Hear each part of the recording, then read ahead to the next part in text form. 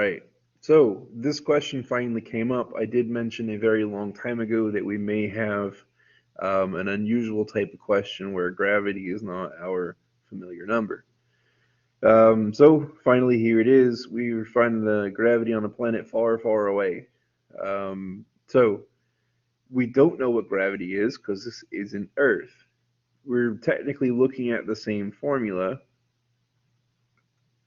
but we are looking for gravity this time. So some sort of fancy stuff is going to happen here. We got to get the square root isolated before we can do much work. So we would divide by 2 times pi. We'll get that the square root of the length over gravity is the period over 2 pi. Then to get rid of the square root, we're going to take and raise this to an exponent 2, which has to be mirrored on the other side. We get L over G is equal to T squared over 4, and then pi squared, because it has to square all those parts. And then you can kind of think of this as being like a proportion, right? Where you can cross multiply and go back and divide. And I'm a little low on space, so I'm going to show the final result here.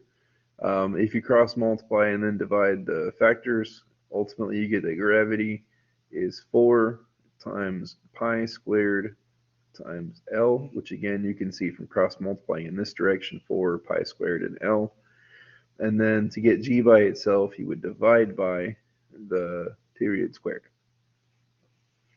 So a little bit of work to get there, but not too bad. We want to start plugging some numbers in. 4 and pi are constants. That's not a big deal. The period is here. We have a length, but it's in centimeters, and that's not generally compatible with the stuff we're trying to do. So I'm actually going to put it on this side where I have a little more room. 100 centimeters makes 1 meter, and then that's going to tell me my length is 0.5873 now in meters, which is perfect. Now we have everything and we can plug in. On the top, we've got 4 times pi squared times L. So L is 0.5873.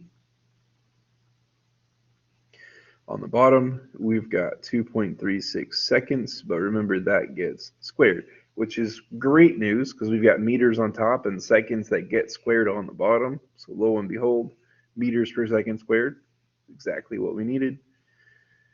To help on your calculator and your evaluation steps, you may want to just multiply through the top and then divide the bottom twice to handle that exponent, or do it separately and then divide. So you can do 4 times pi times 0.5873 divided by 2.36 divided by 2.36. That's one potential option. We get a gravity here 4.16, which is less than half of what we have on Earth. I think it's a little bit more than the gravity on Mars, but this was a random number, so it wasn't really meant to match anything.